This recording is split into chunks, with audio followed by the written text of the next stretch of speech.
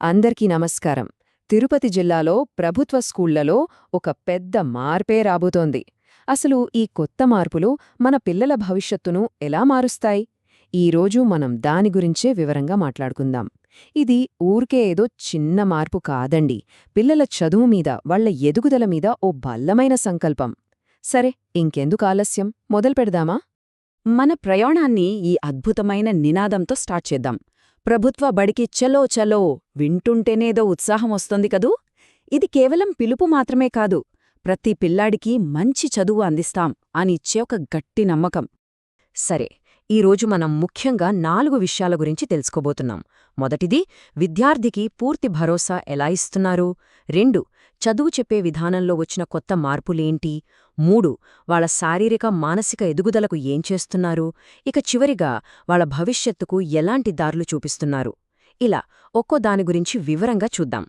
ఇక మన మొదటి అంశం, విద్యార్థికి పూర్తి భరోసా. అంటే ఏంటి? సింపుల్గా చెప్పాలంటే, ఏ పిల్లాడు ఏ టెన్షన్ లేకుండా బడికి వచ్చి చదువు మీద మాత్రమే దృష్టి పెట్టాలి. మరి వాళ్ల చదువుకు అడ్డంకిగా ఉండే డబ్బు సమస్యల్లాంటివి ఎలా దూరం చేస్తున్నారో ఇప్పుడు చూద్దాం. చూడండి, దీనికోసం ముందుగా తీసుకొచ్చిందే విద్యార్థి మిత్ర కిట్. ఇందులో ఏమేమిస్తున్నారంటే 3 జతల యూనిఫామ్లు, books, notebooks, shoes, school bag అన్నీ ఫ్రీ. దీనివల్లేమవుతుంది? తల్లిదండ్రుల మీద పెద్ద భారం తగ్గుతుంది. పిల్లలు కూడా అందరిలాగే అన్నీ ఉన్నాయనే ధైర్యంతో బడికొస్తారు. చదువు సరే, కాని కడుపు నిండితేనే కదా చదివింది బుర్రకెక్కేది.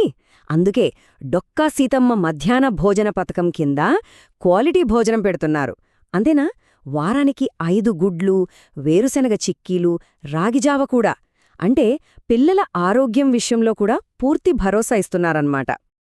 ఇవి మాత్రమే కాదు, ఇంకొన్ని కూడా ఉన్నాయి. తల్లికి వందనం అనే పథకం ద్వారా తల్లులకు కొంత ఆర్థిక సహాయం అందిస్తున్నారు. అలాగే దూరం నుంచి బడికొచ్చే పిల్లల కోసం ట్రాన్స్పోర్ట్ అలవెన్స్ కూడా ఇస్తున్నారు. అంటే డబ్బు లేదనో, బడి దూరంగా ఉందనో, ఏ కారణంతోనో చదువు ఆగిపోకూడదనేది దీని వెనకున్న ఆలోచన. సరే, పిల్లలు బడికి రావడానికి కావలసినవన్నీ చూశాం. మరి లోపల క్లాసుల్లో చదువులెలా ఉన్నాయి? ఇప్పుడున్న టెక్నాలజీకి తగ్గట్టు బోధన ఎలా మారిందో చూద్దాం.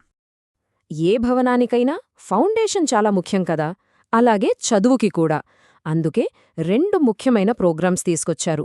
GFLN, ఇది 1 నుంచి 5వ తరగతి పిల్లల కోసం.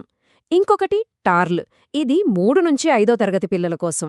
సింపుల్గా చెప్పాలంటే, ఈ వయసులోనే పిల్లలు తప్పులు లేకుండా చదవడం, రాయడం, సింపుల్ లెక్కలు చేయడం వంటివి పక్కగా నేర్చుకోవాలి. దానికోసమే ఈ స్పెషల్ ఫోకస్. ఒకప్పుడు క్లాస్ రూమ్ అంటే బ్లాక్ బోర్డ్, చాక్ పీస్. కానీ ఇప్పుడు సీన్ మారింది. క్లాస్ రూమ్స్ అన్నీ డిజిటల్ అయిపోతున్నాయి. స్మార్ట్ టీవీలు, ఇంటరాక్టివ్ ఫ్లాట్ ప్యానెల్స్. అంటే టీచర్ పాఠం చెప్పేటప్పుడే స్క్రీన్ మీద టచ్ చేసి చూపించొచ్చు. పిల్లలు ఎంతవరకు నేర్చుకున్నారో వెంటనే తెలుసుకోవడానికి క్లిక్కర్స్ కూడా. జాదూ పితారా, FLN కిట్స్ లాంటివి వాడుతూ పాఠాలు చెప్తే ఇంక చదువంటే భయమెందుకు, భలే సరదాగా ఉంటుంది. ఇక కొంచెం పెద్ద పిల్లల విషయానికొస్తే వాళ్లకోసం PAL ల్యాబ్స్ ఉన్నాయి. ఇక్కడేంటంటే 6 నుంచి 9వ తరగతి పిల్లలకు టాబ్లెట్స్ ఇస్తారు. వాళ్ళు మ్యాథ్స్, ఇంగ్లీష్, తెలుగు సబ్జెక్టులను వాళ్లకి నచ్చిన స్పీడ్లో వాళ్లంతట వాళ్లే నేర్చుకోవచ్చు. క్లాస్లో అందరితో పాటు పరిగెత్తాల్సిన అవసరం లేదు. నెమ్మదిగా అర్థం చేసుకునేవాళ్లకు ఇది ఒక వరం లాంటిది. టెక్నాలజీ కేవలం పిల్లలకే కాదు, తల్లిదండ్రులకు కూడా ఉపయోగపడాలి. ఇప్పుడు లీప్ అనే యాప్ ద్వారా పేరెంట్స్ తమ ఫోన్లోనే వాళ్ల పిల్లల అటెండెన్స్, వాళ్ల మార్కులు అన్నీ చూసుకోవచ్చు. ప్రతి నెల పేరెంట్ టీచర్ మీటింగ్స్ కూడా ఉంటాయి. దీనివల్ల స్కూల్కి, ఇంటికి మధ్య కమ్యూనికేషన్ గ్యాప్ అనేది ఉండదు. పుస్తకాల్లో చదువు మాత్రమే ఉంటే సరిపోదు కదా, పిల్లలు అన్ని విధాలా ఎదగాలి. శారీరకంగా, మానసికంగా కూడా బలంగా ఉండాలి. మరి దానికోసం ఏం చేస్తున్నారో ఇప్పుడు చూసేద్దాం.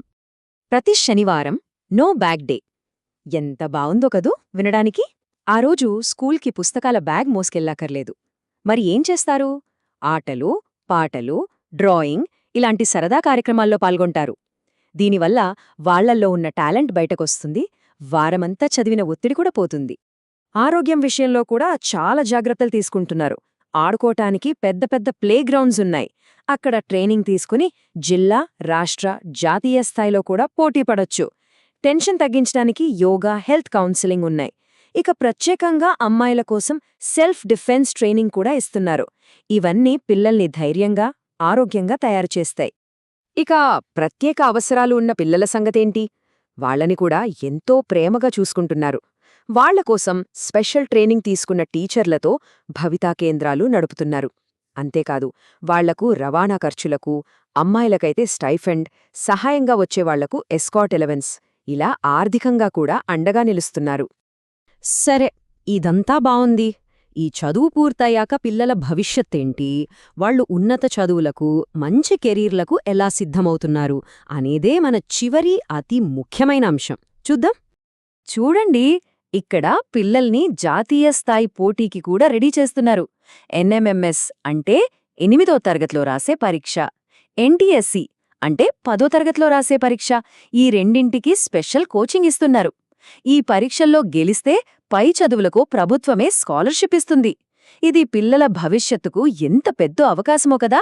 కేవలం పుస్తకాల్లో ఉన్నదే కాదు, భవిష్యత్తులో ఉద్యోగాలు సంపాదించడానికి కావాల్సిన నైపుణ్యాలను కూడా నేర్పిస్తున్నారు. వొకేషనల్ ఎడ్యుకేషన్ అంటే లైఫ్ స్కిల్స్, సైన్స్ మీద ఆసక్తి పెంచడానికి stem labs, Atal tinkering labs, ఇలా ఎన్నో ఉన్నాయి.